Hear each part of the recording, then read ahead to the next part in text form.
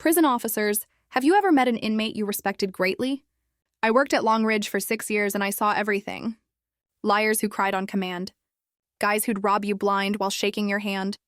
After a while, you stopped believing anyone. Then Jarrell Hayes came in. He was 19, skinny kid, kept his head down. Never talked unless you asked him something directly. His file said armed robbery and assault with intent to kill. 15 years. The cops caught him running from a liquor store with a gun in his backpack and $400 stuffed in his pockets. Security footage showed someone in a hoodie bolting from the scene. Case closed, but something felt off. Jarrell had zero record, not even a detention slip from high school. His teachers all said he was quiet, helpful, stayed out of trouble. I started watching him closer. He never started anything. Broke up 2 fights in his first month. Started helping guys with their GED math. One inmate barely spoke English, and Jarrell spent weeks helping him write a letter to his parole board. The guy cried when it got approved. Jarrell refused to talk about his case. Every time someone asked, he'd just say, "It is what it is," and walk away. Then one night during my rounds, I found him sitting on his bunk, face in his hands, shoulders shaking. I stopped outside his cell. "Hayes, you good?" He looked up, wiped his eyes fast. "Yeah, I'm fine. I should have kept walking, but I didn't. You don't look fine." He stared at me for a long time, then he said it. "I didn't rob that store." I'd heard that line 1,000 times, but the way he said it made me pause, so I asked who did. "My little brother," he said quietly. He was 13, got pulled into some gang initiation thing. They told him to hit the store or they'd jump him. I found out right after it happened. Cops were already coming, so I ran toward the scene to pull attention. Told him to go home and wash up. I took the gun off him before I ran. But by the time they caught me, I had everything on me. I just stood there. "Why didn't you tell your lawyer?" "Because if I did, my brother goes into the system. My mom already works 2 jobs just to keep us fed. She'd lose it if both of us ended up locked up. So I took it." He said it so calm, like it was obvious, like there was no other choice. I tried reporting it, told my supervisor, but Jarrell wouldn't cooperate. Wouldn't give his brother's name. Wouldn't change his story. "It's done," he said. I'd do it again. After that, I watched him even closer. He became the most solid guy on the block. Helped write resumes for guys getting out. Talked one dude out of swinging on a guard over a cold meal. Even caught a suicide attempt early because he noticed someone hoarding pills and raised the alarm himself. He got 5 years knocked off for good behavior. When he walked out, he didn't celebrate, just nodded at me on his way past the gate. His mom and little brother were waiting outside. The brother looked older now, clean cut, holding a high school diploma. Jarrell saw him and smiled for the first time in story 2. "Send me $7,200 for my daughter's sweet 16. My sister texted with photos of the ballroom, the gown, and a $700 cake. I replied, "Get a job." 10 minutes later, Dad wrote, "Hey, or get out of this family." That night, I pressed can't cancel everything. By 7:30 the next morning, "My name is Gary. I'm 34, older brother by 4 years. This steady one. The guy who files receipts and labeled envelopes and keeps a spreadsheet for everything from utilities to socks. I work as an auditor. My superpower is asking boring questions until the numbers tell the truth. My coworkers joke that I can smell a missing decimal from across a conference room. That's not a joke. I live alone in a small 1-bedroom above a dry cleaner. The place always smells faintly like starch. I don't mind. I keep my kitchen like a sample budget. Simple, predictable, nothing fancy. I meal prep on Sundays. I bring my own coffee Monday through Friday. I like rules. I like that rules don't get offended when you follow them. My family rules are optional. We grew up in a ranch house where the TV was always on, and mail lived in a pile near the fruit bowl. Mom is warm, loud, a hug that comes with a to-do list. Dad is a fixer when it's his idea, allergic to planning when it's yours. My younger sister Bella is sparkle and momentum. She makes everything a moment. She used to turn cereal into a performance. The camera loves her. People love her. Bills do not. Since college, I've been the fallback. The ride from the airport, the guy who reads the lease, the emergency contact, the one who knows how to talk to banks. At 25, I found out knows how to talk to banks. Actually meant puts his name on things. That's a later part of the story. On a Tuesday night in March, I was in my apartment with a casserole cooling on the counter and a basketball game on mute. I was marking up a client's expense sample with a yellow highlighter. The dry cleaner downstairs clanged a rack. My phone buzzed. It was a text from Bella. First, a photo. A ballroom with chandeliers like upside-down frozen fountains. gold chairs, a DJ booth, then a picture of a sweeping white and silver gown on a mannequin, then a cake in a screenshot with a price tag in the corner. 700, her text followed. Send me $7,200 for Maya's Sweet 16. Then a confetti emoji, then a pink heart. I stared at the screen like it was a magic trick I was supposed to applaud. She sent another photo before I could answer. A mock-up of an invitation with cursive letters and the date. The caption read, "It's happening." The game clock on the TV ticked. The casserole popped once as it cooled. Outside, a bus hissed by. I put the phone face down, then flipped it back over because ignoring things is not my way. I typed, "What?" She replied with 3 bubbles in quick succession. "Ballroom deposit is due tomorrow. We want a string quartet during cocktail hour. It'll be so special, Gary." I held the phone. I didn't send money. I didn't send a speech. I just sat there in my quiet kitchen with my boring dinner and the smell of starch and thought. Here it is again, the glitter invoice. I typed a single sentence and erased it. I set the phone face down again. I breathed. My rule is I don't make money decisions while annoyed. But the words were already forming in the back of my throat like a fuse burning. I knew what I was going to say. I also knew what was going to come after. I picked the phone back up. My thumbs hovered. I thought about the last 18 months. I thought about the store card. I thought about the emergency that bought shoes. I thought about being told I was ruining the vibe by mentioning budgets. I thought about a 16-year-old who is kind to me and who deserves a celebration that won't wreck anyone's year. I tapped 3 words. I didn't hit send, not yet. The dry cleaner shut off their lights. My upstairs neighbor's faucet squealed like a tea kettle. The moment sat there quiet and sharp. I knew once I sent the words, everything at home would tilt. I put the phone down. I cleaned my plate. I washed the pan. I answered 2 work emails. Then I picked up the phone again, unlocked it, and let the words go. 10 minutes later, my dad's name lit up my screen. And that's where everything started to burn. This part is boring if you like chaos. It's how I get my balance back. A ledger is not love, but love without a ledger eats you. 19. Bella wants to go to a summer arts program. Tuition shortfall $600. It's for her future, Mom says. I pay the gap. Bella sends heart emojis and a blurry photo of a paint-splattered canvas. Worth it, I tell myself. Investment. 21. Dad's truck needs brakes. I'll pay you Friday, he says. Friday is a weather system that keeps getting delayed. 420 not paid. 23. Mom calls crying about overdraft fees. I go to the bank on my lunch break. I talk to a manager. I get $150 in fees reversed and add alerts to her account. I bring Mom a notebook labeled bills, draw columns, show her how to write due dates. She uses it for 2 weeks. It disappears into the fruit bowl pile. 24. Bella starts a small home bakery business. I buy labels and a thermal printer for $178 because I love her energy and I believe in containers.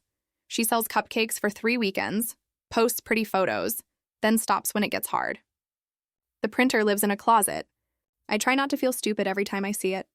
25. Dad asked me to co-sign a refinance for a better rate. I say no. He says be a man. I say being a man means not saying yes to everything. He doesn't talk to me for 10 days. 26. Mom signs up for a store card at checkout. It arrives at my apartment because the address on the application is confused. I didn't apply. I close it. We have a long, quiet Sunday dinner. She tells me I'm cold. I tell her I'm protecting my credit. We both cry into the salad. 28. Bella's rent is late. She moved out with her boyfriend because we need our own space. I front $900 with the sentence. This is the last time, it is not. She breaks up with the boyfriend 3 months later and moves back home. The rent money never boomerangs. 30. Dad texts, emergency. The emergency is cable got cut. He needs $180 until Thursday. Thursday never comes. The cable returns in 2 hours and so do the football games. I start calling his asks. Panics, not emergencies. It helps me say no more often. 31. Mom's birthday dinner for 19 people at a restaurant that spells steak with 3 adjectives per cut. The bill hits the table and everyone looks at me like I'm the cashier. I put down my card because watching the slow-motion scramble physically hurts me. I drive home nauseous and mad at myself. I promise I won't be the default wallet again. 32. Bella's daughter Maya is 12 and bright and kind. She draws me comics of Uncle Gary the spreadsheet superhero. I frame one and keep it above my desk. It's the best thing on my wall. I start a small $520 plan with my name on it and $25 a month because future leaning. Love is the only kind that doesn't rot. In between a million small drafts, gas money just this once, a phone upgrade for safety. They will pay you back after the refund hits? Payback is a myth in our house. Gratitude is real. Gratitude is warm and heavy. Gratitude does not pay the. The worst part isn't the money, it's the tilt. If I bring home a bonus, Dad says, don't brag. If Bella posts a selfie with a caption about hustling, Mom comments 12 hard eyes. When I say no, I'm told I'm making everything about money. When they say yes to themselves, it's self-care. It makes me sound bitter. I didn't start bitter. I started practical. Bitterness grew like mold on the practical when I kept being told my no was cruelty and their want was need. I started therapy last year because my chest was tight all the time and my jaw ached from clinching while I said no problem to problems that weren't mine. The therapist asked, "What do you want?" I said, "To stop being the family's overdraft protection." She said, "That's a boundary." I said, "Boundaries get you exiled." She said, "Sometimes exile is a healthy distance." So I tried. I wrote a list titled Policy. Item 1, no co-signing. Item 2, no lending to cover previous lending. Item 3, gifts are planned, not extracted. Item 4, I don't negotiate via tears or threats. Item 5, if I feel panic in my body, I wait 24 hours before replying. It worked half the time. Then Bella's text about the Sweet 16 landed like a test I knew I was supposed to fail. Here's the context. Bella has big taste and small follow-through. She loves entrances, she loves moments. She also believes that if you make something big enough, someone will step in and make the numbers work. Historically, that someone is me. She sent the ballroom photo again, then a photo of a tiara, then a floral arch. It's not just a party, she typed. It's a once-in-a-lifetime. I stared at the phone and saw a math problem dressed like a dream. The total wasn't $7,200. The total was $7,200 plus all the other times the glitter invoice had come to my door. I typed 3 words. I erased them. I typed them again. I pressed send. Get a job. Silence. Then the 3 dots. Then nothing. Then my dad. Pay or get out of this family. It wasn't about a party anymore. It never is. It was about their favorite equation. Love equals money. And if you challenge the math, you're the villain. I sat on my couch with the game on mute and my casserole cooling and stared at the text like it was a fire behind glass. I felt the old panic rising. Fix it, smooth it. Be the good one, don't make noise. Then I pictured me as comic on my wall. Uncle Gary with a cape shaped like a pie chart. I heard my therapist. What does protecting yourself sound like? It sounded like a sentence I had never said out loud to my family. I whispered it to the empty room first. This isn't about revenge, this is about closure. It felt like flipping a breaker back to its rightful position. That night, I opened a fresh spreadsheet and titled it, Family Account Gary to Parents plus Bella. Then I opened my text thread and said what I needed to say, and that's when the house lights came up and everyone started shouting. The group chat started at 8:02 p.m. Family mom named, "It as if that would keep it from cracking." She added me. Dad, Bella mom. Gary, your sister is stressed. Be kind. Dad, you don't talk to your sister like that. Bella, wow, really to your niece? I typed slowly. I love Maya. I'm not paying $7,200 for a party. Dad called immediately because he hates the slowness of text when he's in a fight. I answered because ducking calls is gasoline. Hey, he said no. Hello, no breath or don't bother showing up here again. Dad, I said, keeping my tone level. That's abusive. Abusive, he laughed high and offended. You're the one withholding from your own blood. I'm withholding from bad decisions, I said. Bad, he sputtered. It's a Sweet 16. It's an event you can't afford, I said. A nice one, sure, but a luxury. Bella took the phone. I could hear her breathing. I thought you love Maya. I do, I said. I want her to have a special day that doesn't involve me subsidizing a ballroom and a $700 cake. It's not just cake, she snapped. It's a design. Exactly, I said. Mom grabbed the phone. I could hear her organizing her voice the way she organizes a kitchen drawer by pushing everything to the back and calling the front neat. Gary, we didn't raise you to be cruel. You raised me to help. I said I'm helping by not funding a mistake. Everything with you is math. She said, where is your heart in Maya's college account? I said, where her future lives. Silence. Then Dad again, voice low like a threat whispered at a dog. If you don't pay, don't come to the party. Don't come to this house. Don't call us. You're out. I felt my pulse in my teeth. Are you sure you want to say that? I asked. Say what? He sneered. That money is the ticket to family, I said. That's your position. His silence was an answer. I could have begged. I could have said, I'll pay part. I could have tried compromise with someone who had already decided ransom was a parenting technique. Instead, I looked at the fresh spreadsheet on my laptop at the numbers I'd begun to enter at the line I'd drawn at the bottom with the word closed in caps I hadn't yet earned. Okay, I said. Here's what's going to happen. I'm sending you a document in the morning. It's a statement of what I've paid over the last 10 years. Gifts are gifts. Loans are loans. Everything else is pressure. I'm zeroing that out. Effective immediately. I am not your bank. I will not fund this party. I will not co-sign anything. I will not discuss money with you. Dad laughed again, but this time it sounded less like power and more like air leaving a balloon. You think you're special because you have a decent job? No, I said. I think I'm a person with a boundary. Bella cried a high shocked noise I have known since she was 5. You're choosing money over your niece. I'm choosing her future over your party, I said. I'll gladly pay for community college textbooks when she needs them. I'll buy her driving lessons. I'll match whatever she earns at a part-time job for a used car. I will not buy chandeliers. You'll regret this, Mom said. Same words I've heard after every no. One day we won't be here. That day is exactly why I can't bankrupt myself for a cake, I said. She exhaled hard into the receiver. You're so cold. I'm precise, I said. There's a difference. Send the document. Dad said, mocking. Let's see your little report. It's not little, I said. It's 10 years. I hung up before the next round. My hands were shaking, and my shoulders felt like they'd been lifted to my ears for a year. I wrote the letter. I kept it simple. I will not fund, co-sign, or guarantee any debts. I will not be pressured or threatened into paying for luxuries. Any attempt to open credit in my name will be handled by law. I love you! And the answer is no. This isn't about revenge. This is about closure. At midnight, I finished the spreadsheet. I rounded down. I removed petty lines so no one could say I was being dramatic. The total still made my stomach drop. $41,870 over a decade in bridges, emergencies, missed reimbursements, and events where the check found me like a heat-seeking missile.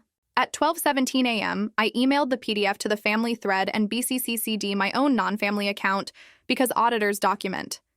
I slept badly, a shallow, jittery twilight instead of rest. By 7:30 the next morning, my mom was at my door. She had the printout in one hand and the expression of someone who has finally decided to make a scene. She looked at the bottom line. She looked at me.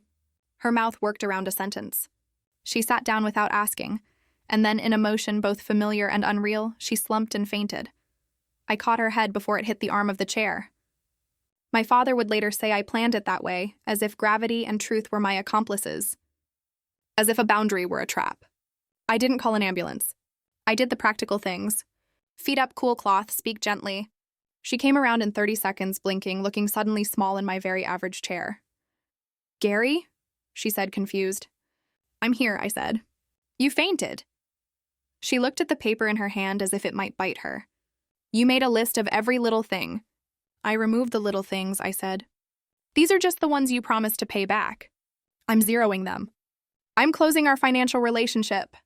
She stared at the word closed like it was an insult sung off key. How dare you, Mom? I said softly. How dare you make my membership in the family a bill? She stood up too quickly and had to sit down again. Your father will be furious. I've already heard his version.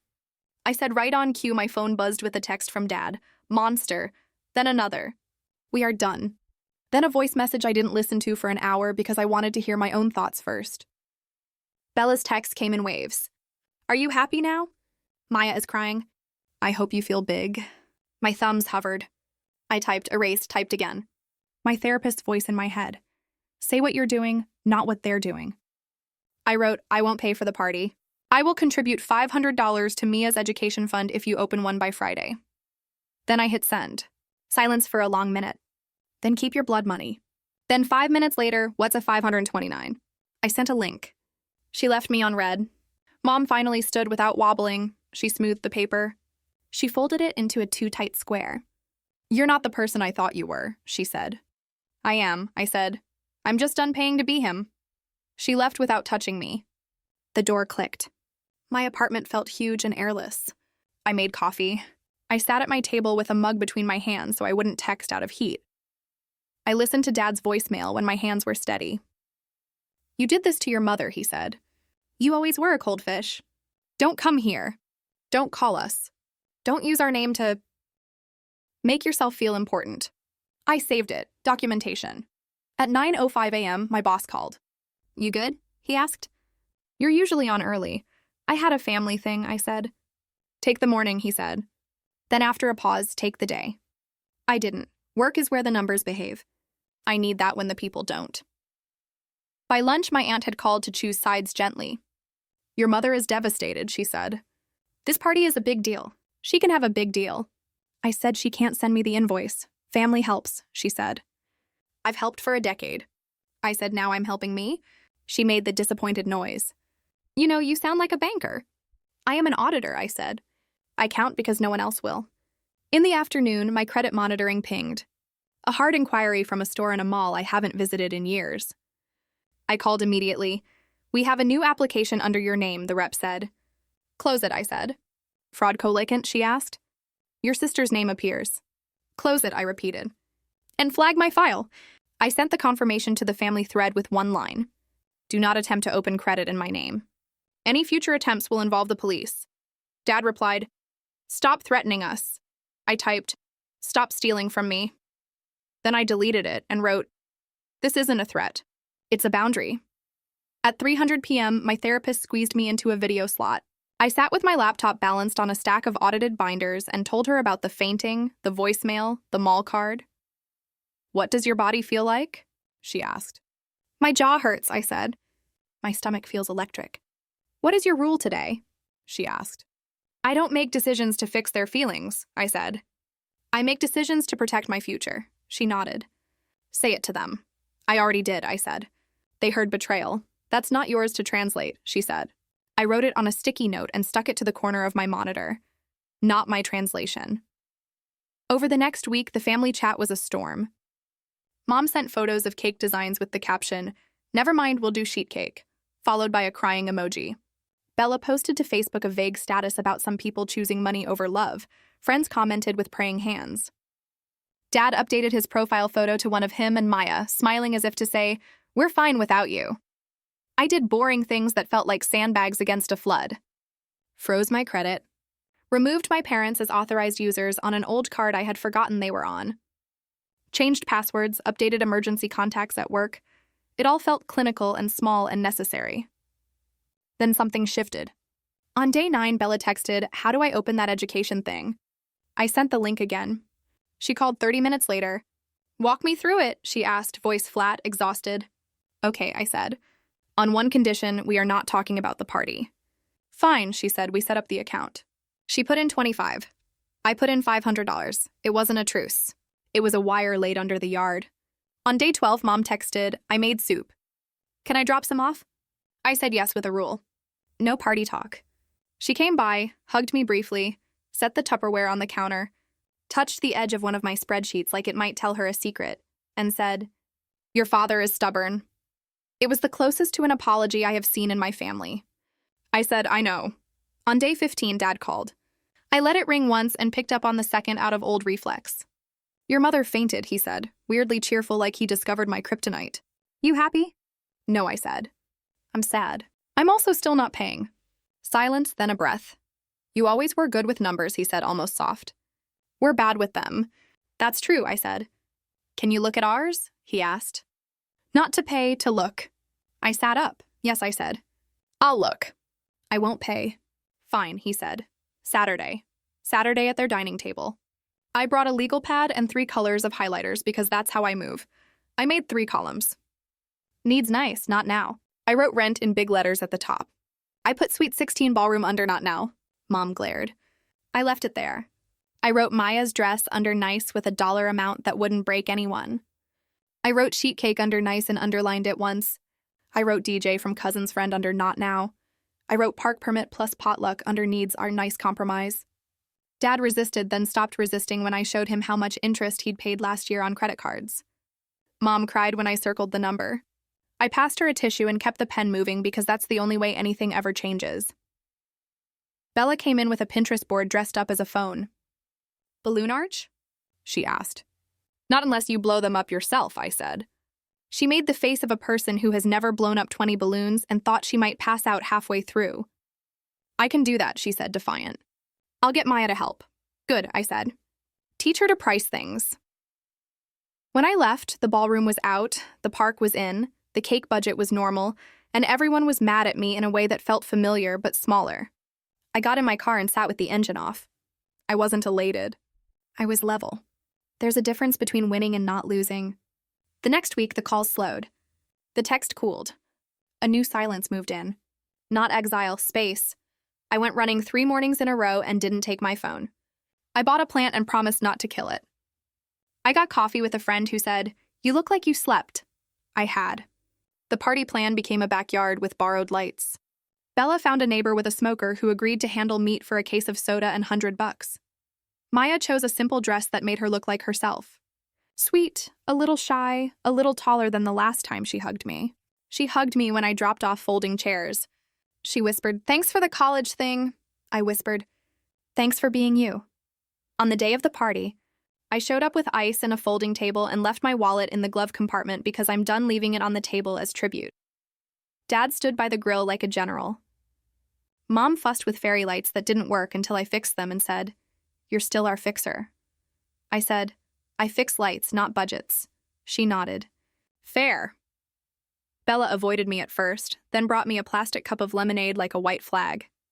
"No chandeliers," she said, laughing without joy. "It's beautiful," I said. And it was. People were happy. Maya was glowing. The backyard looked like a real life you could afford. The $700 cake, it became a sheet cake from a bakery that printed a watercolor version of one of Ma's drawings on top. It tasted like vanilla in a beginning. Later, Dad pulled me aside. He looked like he wanted to say something that didn't fit in his mouth. "You're a good man," he said abruptly. "Thanks," I said. He grunted. "Don't expect poetry." "Wouldn't dream of it," I said. When the music ended and the folding chairs clicked closed, I took my plant-based leftovers. Yes, Bella, and my folded table and went home to my quiet, starch-smelling apartment. I put the plant on the windowsill, the leftovers in labeled containers, and the table in the closet. I stood in the center of the room and felt not triumphant, just steady. I opened my desk drawer and looked at the printed letter with the words I'd sent after the ballroom text. I ran my finger over. This isn't about revenge. This is about closure. Instead of adrenaline, I felt something like a hum, like a circuit that finally matches the breaker. 2 months in, family chat, no money talk, type loan, we stop. Maya texts chemistry. I send lemonade math and add $25 to her $529. Dad calls on Sundays for football. If he slips, I say, "Not my topic." Mom sends soup pics. Too much salt. Add a potato. Bella texts. Got extra shifts. Proud of you? My rule, I won't buy love with loans or cosign denial. I'll fund things that build a life. Books, lessons, working lights. This isn't revenge. It's closure. A labeled panel, backyard bulbs, a cake we could afford, and my wallet staying in the glove box while I still belong.